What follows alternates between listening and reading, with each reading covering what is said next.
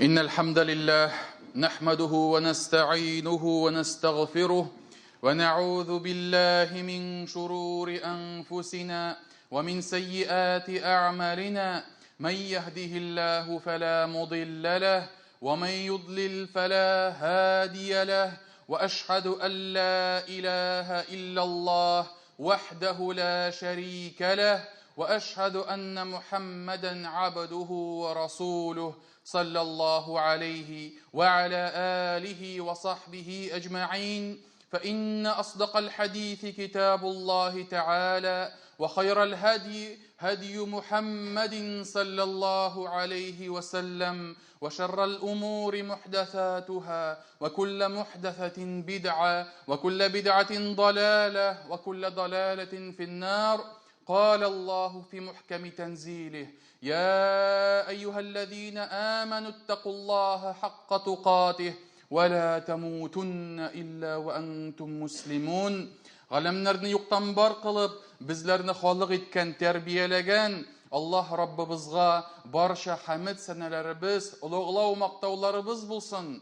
Шәһадәт китерәмен, Аллаһтан башка гыйбадәт кылырга лаеклы зат юктыр. Аллаһ бар, Аллаһ бер. Һәм шәһадәт китерәмен, Мухаммад ибн Габдуллаһ Аллаһның хак илчесе, тугры пәйгамбәре һәм шәриф булган кулыдыр. Аллаһ аңа, аның гаиләсенә һәм аның сахабаларына салават шәрифләрен насип әйләсә иде. Аллаһ Раббыбыз изге китабында әйтә: "И иман китергән бәндәләр, Аллаһтан хакыйкый тәкъвалык белән куркыгыз һәм бары тик мөселман булып кына үлегез" диде.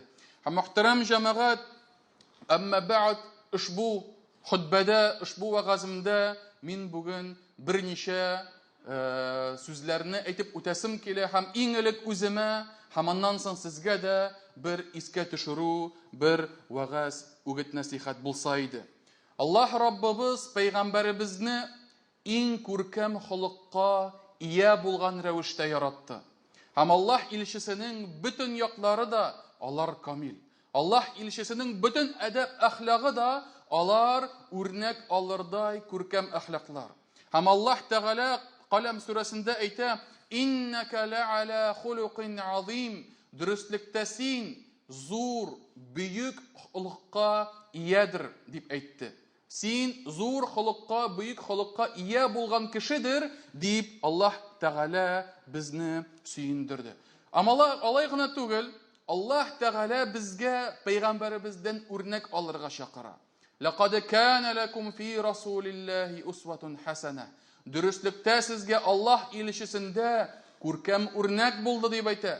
Аның сүзләрендә, аның эшләрендә, аның мөгамәләләрендә, хәтта аның шуткаларында, аның көлүендә, аның елмаюларында да безгә үрнәк булды дип әйтә Аллаһ Тәгалә. Һәм мөхтәрәм җәмәгать, пәйгамбәребез Мухаммад саллаллаһу алейхи ва саллям безнең тормышыбызны җайга салыр өчен арабызда мөнәсәбәтләребез, кеше белән аралашуыбыз яхшы булсынга, пәйгамбәребез саллаллаһу алейхи ва саллям безгә берничә киңәшләрен бирә. Һәм шуларның берсе Аллаһ илчесе әйтте: "Әл-муслиму ман салима әл-муслимуна мин лисаниһи ва ядиһ". Мөселман кеше шул булыр, калган мөселманнар әгәр дә аның тел әшәклегеннән яки кулы әшәгелегеннән имин булсалар, менә шул булды мөселман ди.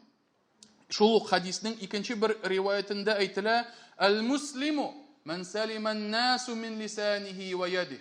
Мөселман кеше шул булыр, әгәр аның кул әшәклегеннән һәм теле әшәклегеннән калган кешеләр имин булсалар, менә шул булды мөселман дип әйтә Аллаһ илчесе. Димәк, мөхтәрәм җәмәгать, без үзебезне башка кешеләрдән кулыбыз әшәклегеннән сакларга тиешбез. Сугу, кыйнау, нинди дә булса зулымлык китерү кул белән ансы тыелган. Ансын без күп ишеткәнебез бар, күп хакта сөйлиләр, сугышырга ярамый, кыйнарга ярамый, шул Аллаһ сакласын, кеше үтерергә ярамый, ансы аңлашыла. Ләкин бүгенге хутбәдә кешегә тел белән зыян китерүдән шул мәсьәлә хакында сөйләп үтәсем килә. Һәм мөселманнар алар белергә тиешләр, шәригать тарафыннан безгә нәрсә әмер ителде? Рәтләрне саклау, бердәмлекне, дуслыкны саклау, бер фикердә, бер сүз белән сөйләшеп, үзебезне саклауны шәригатыбыз безгә нәрсә куйды? Бер ваҗипләрнең, фарызларның алдынгысы итеп тә хәтта куйды. Ләкин, мөхтәрәм җәмәгать, менә шул бердәмлекне, менә шул кеше арасындагы мөнәсәбәтне, отношенияларны юкка чыгара торган әйбер, без кеше белән көлешкәндә, кеше белән сөйләшкәндә, аны мыскыллап, аны көлеп, аның күңелен төшерәбез. Күңелен төшерергә мөмкинбез. Һәм кешеләр арасындагы булган дошманлык, ул теге былай гына секунд эчендә барлыкка килми, мөхтәрәм җәмәгать. Ул әкрен-әкрен генә, адым-адым, кайчан барлыкка килә, әкрен генә, бер көлде, ике көлде, тегенең күңелендә калды. Өченче тапкыр тегенең күңелендәге, йөрәгендәге ачуы артканнан арта бара, һәм ахыр чиктә хәтта дошманлыкка китерергә тиешле. Менә Аллаһ Тәгалә Коръәндә менә шушы көлү, мыскыллау хакында тулайым бер сүрә иңдерде. Хумаза сүрәсе. Аны русча хулитель, обидчик дип әйтәләр, әйме? Кеше хакында начар сөйләп, кешене рәнҗетүче турында сүрә инде. Һәм бу Хумаза сүрәсе Мәккә шырында ингән, Мәдинә шырында түгел, Мәккә шырында, һәм Мәккә шырындагы ингән сүрәләр, алар Мәдинә шырында ингән сүрәләрдән аерылып торалар. Һәм Мәккә сүрәләре гадәттә кешедәге булган начар сыйфатларны, кешедәге булган хаталарны битерергә чакыралар. Һәм араларны яхшыртырга чакыралар. Һәм бу эшне, бу гынахны эшләсәң, сине нәрсә көтә? Менә шул хакта бер куркыту, бер искә төшерү, менә Мәккә сүрәләрендә гадәттә менә шушындый сыйфатлар була. Аллаһ Тәгалә әйтте: "Вейлул ликулли хумазатил лумаза". Кайгы һәм хәсрәт булсын һәрбер сүз йөртүчегә, һәрбер мыскыллаучыга. Менә бу мөхтәрәм җәмәгать, хумаза, лумаза сүзләре нәрсәне аңлата? Аның мәгънәсе нәрсә? Һәм тәфсир галимнәре әйткәнчә, хамз һәм ламз дигән сүзләрдән барлыкка килгән ди. Нәрсә ул ламз? Нәрсә ул хамз? Хамз дигән сүз, аның мәгънәсе кешене сүз белән кимсетү. Кешене сүз белән әйтеп, аның күңелен төшерү. Кешедән сүзең белән әйтеп, аны мыскыллау. Менә шул була хамз, мөхтәрәм җәмәгать. Ламз сүзе ул инде кешене үзенең кыяфәтең белән, күзең белән, күз кысып, яки нитеп теге, ул дурашау инде дип, теге үз ниең белән, үзенең эшләрең белән ымлау, ишарат итү, показывать жестами, насмехаться над кем-то, своими движениями. Менә шул була ламз. Кулың белән булсынмы, битең белән булсынмы, тәнең белән булсынмы, менә булар ламз мәгънәсенә керәләр. Һәм кайсы бер тәфсир галимнәре әйтәләр, алар ди икесе дә бер төрле мәгънәдә ди. Икесе дә бер әйберне аңлаталар ди.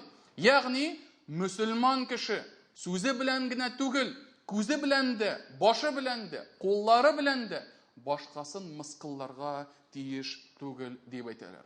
Һәм Аллаһ Тәгалә әле ярамый дип кенә әйтми. Аллаһ Тәгалә нәрсә ди? Вейлул ликулли. Һәрбер мыскыллаучыга, һәрбер кимсетүчегә кайгы хәсрәт булсын ди. Менә бу Вейл сүрәсе, аны хәтта җәһәннәмдә бер чокырның исеме дип тә атыйлар тәфсир галимнәре. Аның инде гомуми мәгънәсе, общий мәгънәсе кайгы хәсрәт. Кайда кайгы хәсрәт? Ахирәттә кайгы хәсрәт, мөхтәрәм җәмәгать. Чөнки бу дөньядагы булган кайгы ул бетергә мөмкин.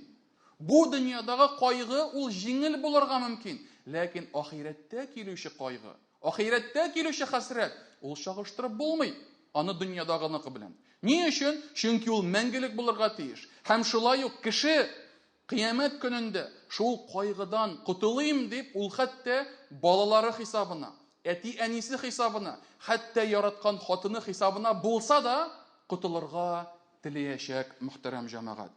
Һәм шуңа күрә Аллаһ Тәгалә безне бу аятта менә шушы кешене кимсетүдән, мыскыллаудан, кешедән көлүдән безне искәртә, безне кисәтә.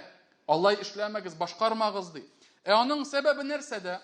Ни өчен кешедән көлү бер караганда прикол, подкол, сказал что-то там, посмеялись, ха-ха, хи-хи. Ни өчен ул менә шушындый авыр сүзләргә, авыр нәтиҗәгә китерә? Галимнәребез әйттеләр, чөнки кешене мыскыллаучы ул үзен югары куя ди. Ул үзеннән яхшырак кешедән көлми. Ул үзеннән успешныйрак кешедән көлми. Ул кемнән көлә? Үзеннән түбәнрәк булган. Киеме дә вроде бы не так, акчасы да бик ни түгел, кыяфәте дә странныйрак, әйме? Шуннан көлә ул мөхтәрәм җәмәгать. Ә ул нәрсәгә китерә? Ул кешенең йөрәген, үзен, күңелен югарырак куя. Тәкәбберлек ширенә китерә мөхтәрәм җәмәгать. Ә Аллаһ илчесе безне тәкәббер булудан кисәтте. Аллаһ илчесе әйтә: لا يدخل الجنة من كان في قلبه مثقال ذرة من كبر فقال رجل إن الرجل يحب أن يكون ثوبه حسن ونعله حسنة فقال إن الله جميل يحب الجمال والكبر بطر الحق وغمت الناس. الله илчесе әйтте, жәннәткә ди йөрәгендә тузан бөртеге кадәр булса да, шушы тәкәбберлек хисе булса, кирмәячәк жәннәткә дип әйтә. Ни өчен? Чөнки бу Аллаһ Тәгаләнең сыйфаты. Аллаһ Тәгалә, лишь единый Аллаһ, имеет право превозноситься над всеми. И высокомерие, это аль-мутакаббир, это его имя. И это его качество. И все остальные, они обладают недостатками. Все остальные, они обладают изъянами. Так как же он может превозносить самого себя и считать то, что он лучше кого-то, ведь он в тот же момент, в ту же самую секунду, он почти такой же. И обладает тем же самым набором различных недостатков. Амшуңа мөхтәрәм җәмәгать, Аллаһ Тәгаләнең сыйфатына тиңләштерелгәнгә күрә, кешене Аллаһ Тәгалә җәннәткә кертмәячәк. Ни сәбәпле? Тәкәбберлеге сәбәпле. Һәм шунда бер сахаба торып сорады, Аллаһ илчесе ди, ә менә ди кеше ди матур киенергә ярата, матур аяк киеме киергә ярата ди. Ул да тәкәбберлек була что ли? Дигәч, Аллаһ илчесе әйтә, юк ди. Аллаһ Тәгалә матур, әл-җамил, аның исеме бар матур ди. Һәм шулай ук ул матурлыкны ярата. Аллаһ матурлык иясе, һәм ул матурлыкны ярата. Шуңа күрә, әгәр дә кеше матур киенә икән, әлхәмдүлилләh, әгәр дә бу шушы киеме белән тәкәбберләнми икән, бу шушы киеме белән, теге важный походка белән, ни белән, теге үзен башкалар өстеннән күрми икән, әлхәмдүлилләh, монда бер гөнаһысы да юк. Һәм шунда Пәйгамбәребез әйтте, тәкәбберлек нәрсә ул тәкәбберлек ди? Ул батарул хак, хаклыкны кабул итмәү. Кем генә чыкмасын, ул хаклыкны кабул итми, не принимает, отрицает истину, отрицает правду. Почему? Потому что она вышла изо рта этого человека. Не потому, что она не соответствует действительности, это правда, но только потому, что он ее сказал. Он поэтому не принимает эту истину, эту правду, и это является проявлением высокомерия. Хам вагамтун нас, хам кешедән көлү, кешене мыскыллау дип әйтә Аллаһ илчесе. Чөнки кешедән көлгән, кешене мыскыллаган кеше, ул үзен башкалардан югары куя. Һәм Аллаһ Тәгалә Хуҗурат сүрәсендә 1-нче аятта безгә шушы мыскыллауны, көлүне инде үзенең башка сүзләре белән катгый тыйды. Аллаһ Тәгалә әйтә: "Я аyyuhallazina amanu". И иман китергән бәндәләр, "Ла ясхар каумун мин каум, аса ан якуну хайран минхум". Бер генә кешеләр дә башкалардан көлмәсеннәр, мыскыл итмәсеннәр ди. Чөнки шушы мыскыл ителгән кешеләр көлүчеләрдән хәерлерәк булырга мөмкиннәр. Һәм шулай ук "Вала нисаун мин ниса, аса ан якунна хайран минхун". Һәм хатын-кызлардан шулай. Башка хатын-кызлардан мыскыл итеп көлеп нитмәсеннәр дип әйтә. Чөнки ул хатын-кызлар көлүчеләрдән хәерлерәк булырга мөмкиннәр. "Вала талмизу анфусакум вала танабазу бил алqab, би'сал исмул фусуq бa'da al-iman". Һәм Аллаһ Тәгалә әйтә, бер-берегезне кыерсытмагыз ди. Һәм кимсетүче кушаматлар бер-берегезгә такмагыз дип әйтә. Иман китергәннән соң бузык кеше булу бик начардыр дип әйтә. "Ва ман лам ятуба фа улаика хумуз залимун". Кемнәр бу эшләреннән тәүбә кылмасалар, кем тәүбә кылмаса, ул ди кешеләр залимнәр булырлар дип әйтә Аллаһ Тәгалә. Һәм менә мөхтәрәм җәмәгать, менә кай вакытта без үзара дусларыбыз белән, якыннарыбыз белән көлешәбез. Подколлар да була, әйе, ансы беркемдән ни түгел, секрет түгел, әйме. Ләкин кайсы бер вакытларда безнең шуткаларыбыз, көлүләребез, руслар әйтмешли, на грани фола. Шутки на грани фола. Когда вот еще чуть-чуть, и это твой друг, он обидится. Еще чуть-чуть, это останется у него в сердце, у него в душе. Менә бу мөхтәрәм җәмәгать, менә шул хәлгә җиткерергә ярамый. Беркем дә әйтми, мусульман хәзер көлмичә теге серьезный рәвештә йөрергә тиеш дип әйтми беркем дә. Дусларың белән елмаеп, күңелле вакыт үткәрергә, чәй эчәргә ярамый дип беркем дә әйтми. Ләкин әгәр дә синең әңгәмәдәшең, синең сөйләшүче кешең, синең көлүеңне, синең шуткаңны, синең мәзәкләреңне аңламаса, ул вакытта, әгәр дә күңеле кала икән, менә шул вакытта ярамый. Ә инде аңлый икән, һәм гади итеп теге воспринимать итә икән, ул вакытта проблема юк дип әйтәләр галимнәребез. Шуңа күрә асылда нәрсә булып тора? Асылда менә шушы кешенең күңеле каламы, калмыймы? Обижается ли этот человек на эту шутку или нет? Если обижается, эта шутка запретна. Если он не обижается и воспринимает то, что нормально, көлештек инде, бергә туып үскән, бергә дус булганнар, һәм в порядке вещей дип кабул итә икән, ул вакытта ярый дип әйтәләр. Һәм шуның белән бер рәттән көлүләрдә, шуткаларда алар харам сүзләргә, харам эшләргә, харамга чакыруга алар нигезләнергә тиеш түгелләр. Эти шутки не должны содержать ни запретных слов, ни чего-то запретного харама, и не должны служить призывом совершить какой-либо грех. Һәм шуңа мөхтәрәм җәмәгать әйткәнемчә, менә шушы көлү, шушы мыскыллау кешеләр арасында дошманлыкка китерә. Һәм бер-берсен күрә алмыйча, бер-берсен хәтта үтерер дәрәҗәгә җитәрдәй шушындый проблемаларга китерә. Һәм ни кызганыч, кайсы бер кешеләр көлгәндә, бер сүз әйткәндә ул җиңел дип уйлый. Ну что я назвал я его там толстым, коротким, там, я не знаю, каким-то там рыжим или еще чем-нибудь, да? И что с того? Это же одно слово. И некоторые люди считают, что это легко. Одно слово, ну сказал и сказал, я же его не по голове ударил. Но Аллах Субхану ва Тааля в Коране сказал, в суре Нур, 15 аят, «Тахсабунаху хаййинау, ва хуа индаллахи азим». И иногда вы думаете, что это дело легкое, но оно у Всевышнего Аллаха является большим грехом. И это любое слово может быть таким. Нинди генә сүз булмасын, нинди генә эш булмасын. Без җиңел дип уйлап, Аллах каршында ул зур гынаха булырга мөмкин, мөхтәрәм җәмәгать. Һәм шуңа Пәйгамбәребез саллаллаху алейхи ва саллям әйтә, кайсы бер вакытта ди кеше уйламыйча һәм игътибар бермичә бер сүз әйтә ди. Шул сүзе өчен хадистә әйтелә, 40 ел тирәнлеккә җәһәннәмгә батырыла. Анда икенче хадистә 70 ел дип тә килә. Ләкин бик тирәнлеккә җәһәннәмгә батырылачак дип әйтә Аллаһ илчесе. Һәм шуңа менә слово не воробей, вылетит не поймаешь дип әйтәләр. Шулай бит, ул бит инде тормышыбыздан чыккан әйбер. Әгәр дә бер сүз әйтмәсәң, син аңа хуҗа, аның өчен кыямәттә спрос булмаячак. Ләкин әйтсәң, әйме, аның өчен дә Аллаһ Тәгалә каршында җавап тоту тиеш булачак. Һәм шуңа мөхтәрәм җәмәгать әйтергә кирәк, кеше кай вакыт кемнәндер көлә, кемнедер мыскыллый, һәм шул көлөнгән кеше, тот над кем смеются, кемнән көләләр, ул шушы көлүчедән 10 мәртәбә, хәтта 100 мәртәбә дә яхшырак булырга мөмкин. Без кайсы бер вакытта үзебезнең наданлыгыбыз белән, җаһиллегебез белән кемнедер кимсетәбез, кемнедер ким дип күрәбез. Бу дурачок, бу простачок, бу фәлән, бу төгән дип без кайсы бер вакытта шундый сүзләр әйтәбез. Ул җәмәгать Аллаһ Тәгалә каршында зур дәрәҗәгә ия булырга мөмкин. Аллаһ илчесе әйтте, бәлки шәче тузган һәм үзе тузанга баткан кешеләр тарафыннан куылган кешенең дугасын Аллаһ Тәгалә кире какмас дип әйтә.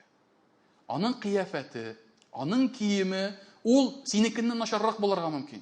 Җәмгыятьтә ул тегем мондыйрак булырга мөмкин. Әйме, ләкин Аллаһ Тәгалә каршында дәрәҗәсе сәбәпле ул нәрсә әйтсә, Аллаһ шуның сүзен үтәячәк.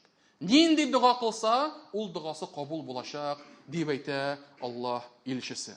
Һәм шуңа мөхтәрәм җәмәгать, кешенең кыяфәтенә карап, кешенең йөзенә карап, кешенең нинди дә булса кимчелегенә карап, аннан көлү, аннан мыскыл итү, ул җәмәгать үзеңә кире әйләнеп кайтырга мөмкин зур гынах белән һәм синең дәрәҗәңне дә бетерергә мөмкин. Аллаһ илчесе әйтә: Аллаһ сезнең кыяфәтләрегезгә, тәннәрегезгә карамый, бәлки сезнең йөрәкләрегезгә, гамәлләрегезгә карыйдыр дип әйтә. Һәм шуңа Аллаһ Тәгалә каршында затлы машинада, матур йортта яшәүче тәкъвалы булып саналмый. Аллаһ каршында шушы якын кеше, изге кеше дип саналмый. Ә кем санала? Йөрәгендә тәкъвалыгы булган кеше. Ярлы булсынмы ул, бай булсынмы, мөһим түгел. Ләкин йөрәгендә тәкъвалыгы булса, менә шул сәбәпле Аллаһ Тәгалә каршында зур дәрәҗәгә ия булыр. Шулай ук, мөхтәрәм җәмәгать, әйтеп узырга кирәк, менә бу Хумаза сүрәсендә Аллаһ Тәгалә әйтте: "Вайлул ликулли хумазатил лумаза". Кайгы хәсрәт булсын һәрбер мыскыллап, ымлап көлүче кешеләргә дип әйтә. "Аллази җама'a маlan ва аддада яхсабу анна малаху ахлада" дип әйтте. Аллаһ Тәгалә әйтә, һәм кайсысы дип әйтә, байлыгын нинди юл белән килгәненә карамыйча җыйды, туплады һәм арттыра башлады ди. Һәм аның җыелган малы аны дөньяда мәңгеләштерер дип уйлады дип әйтә Аллаһ Тәгалә. Димәк, җәмәгать, әле көлү мыскыллау гына түгел, хәтта кешенең уйламыйча хәләлме ул, хараммы ул, тизрәк күбрәк прибыль дип уйлап, менә шул акча кулына әйләнүе, ул да аны шушы җәһәннәмгә китерергә мөмкин. Менә бүгенге көндә бигрәк тә әйтеп узасым килә. Вот на сегодняшний день, да, в соцсетях, в интернете мы видим различные призывы. Вложи в нас, инвестируй в нас, мы вам гарантируем месячную прибыль, там 10%, 40%, 50% там, и так далее, да? Гарантируют баснословные прибыли. Вот как человек, который примерно пережил 90-е, пережил времена МММ, Хапер Инвест и так далее, который хоть чуть-чуть должен обладать финансовой грамотностью, как он может вестись на поводу этих людей и вкладываться туда. И более того, не просто вкладываться, еще призывать к этому. Неужели ради наживы, ради прибыли, ради, по сути, своей жадности он готов поступиться даже довольством Всевышнего Аллаха? Вот это вот очень печально. И на сегодняшний день даже эти самые люди, которые бегут за этой прибылью, которые там им гарантируют, там им обещают, они вот уже сегодня вложил 10 тысяч рублей, завтра я сниму и куплю уже себе там Toyota Camry, еще что-нибудь, да? Вот с такими намерениями они даже не думают, каким образом там все это работает, кто там вытаскивает, что там получается. Нет, у них в глазах только лишь прибыль. Деньги. И все его время, все его мысли заняты уже становятся только этими вещами. И даже сами они признаются потом и говорят: я успел вытащить, или же я свое уже отбил, или же мне не жалко там свой этот капитал оставить, потому что я уже прибыль получил в 300, 400, 500%. Да? И вот таким образом они пытаются самих себя оправдать. Но не забывайте, что если ты отбил, ты выскочил, ты ушел, это еще полдела. Но кто-то, последовав твоему примеру, заложил все свои деньги. Все туда принес, и в итоге все это сгорело. И поэтому, уважаемые братья, вот эти вот современные финансовые пирамиды, это тоже является большим злом. И которое побуждает у человека только лишь жажду наживы, легких денег. И Аллах Субхану ва Тааля про них в Коране говорит, про тех людей, у которых все мысли только лишь о богатстве, о деньгах, «Аллади джама'a маlan ва аддада», который собрал имущество и преувеличивает его, даже не задумываясь, откуда оно пришло, как оно пришло, дозволено ли оно. И этот человек, по сути, потом думает, что если деньги у него все много будет, потом уже он ни в чем нуждаться не будет. Ну, посмотрите, просто в новости почитайте, посмотрите, да, тот же самый Олег Тиньков, да, тот самый олигарх, который заболел. И что он теперь? Он олигарх, миллиардер. Что он сейчас может купить? Он может себе купить свое здоровье? Он может стать тем же самым здоровым человеком, спортсменом, велосипедистом, которым он был до этого? Нет, субханаллах. И поэтому пусть Аллах Субхану ва Тааля сохранит всех нас, и пусть Аллах Субхану ва Тааля очистит наши помыслы. Аллах Раббыбыз һәммәбезне дә кешедән көлүдән, кешене мыскыллаудан һәм байлык дип күзләр томанланып харамга да килүдән Аллах Раббыбыз һәммәбезне дә сакласын. Аллаһ Раббыбыз кәсепләребезне хәлал кылсын. Үзебезгә, балаларыбызга, йортларыбызга тынычлык һәм иминлек бирсен. أقول ما تسمعون وأستغفر الله لي ولكم ولسائر المسلمين من كل ذنب فاستغفروه إنه هو الغفور الرحيم. استغفر الله استغفر الله استغفر الله. الحمد لله رب العالمين له الحمد الحسن والثناء الجميل وأصلي وأسلم على نبينا محمد وعلى آله وصحبه أجمعين. محترم جماعات Humazah surasının ahırında Allah Teala нәрсә дип әйтә? Калла ла юнбазанна фил хутамah. Ягъни шушы кешедән мыскыллаган, кешедән көлгән һәм байлыкның кайдан килгәнен уйламыйча халалмы ул, хараммы ул, шушы нигә шумган кеше ул ди нәрсә эшләнер дип әйтә? Җәһәннәмгә ыргытылыр ди. Хутамah исемле җәһәннәмгә ыргытылыр һәм шунда ул инде мәңгегә калыр дип әйтә. Ва ма адрака мал хутамah. Нәрсә беләсең син ул хутамah турында? Наруллахил муқадdah. Аллаһы Тәгаләнең бер кашанда сүнми торган уты дип әйтә Аллаһ Раббыбыз. Һәм шуңа Аллаһ Раббыбыз безне ушбу фитнәләрдән сакласын. Аллаһ Раббыбыз безнең сүзләребезне, безнең гамәлләребезне аның газабына, җәһәннәм утына, хутамah җәһәннәменә китерә торган эшләрдән сакласын.